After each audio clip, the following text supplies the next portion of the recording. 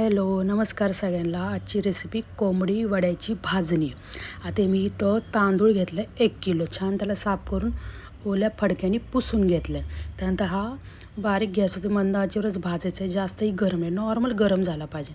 त्यानंतर हा आपला भाजून झाला की एका मी परातीत तो काढून घेतला आहे. आणि त्याच्यानंतर आपला हा 1 किलो तांदूळ आहे. त्यानंतर आपली ज्वारी ती की अर्धा किलो, ती पण छान अशी साफ करून आणि हे सगळ्याच गोष्टी मी पुसून घेतल्यात ओल्या फडक्याने.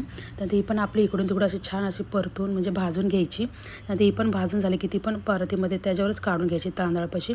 आणि त्याच्यानंतर आपली घ्यायची हरभरा डाळ. हरभरा डाळ ही पावशर, ती पण छान भाजून घ्यायची. त्यानंतर ती पण भाजली की ती पण परातीत काढून घ्यायची. त्याच्यानंतर आपल्याला घ्यायची उडदाची डाळ. उडदाची डाळ घ्यायची अत्पाव, ती पण छान भाजून घ्यायची.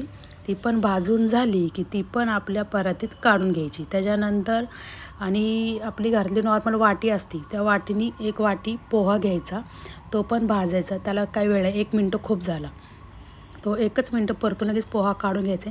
बाकी गोष्टींना 4 ते 5 मिनटं लागलेत मंद आचेवर. त्यानंतर आपला हा पोहा पण टाकला आहे, तो पण एखादा मिनटं खूप झाला असं परतून लगेच काढून घ्यायचा.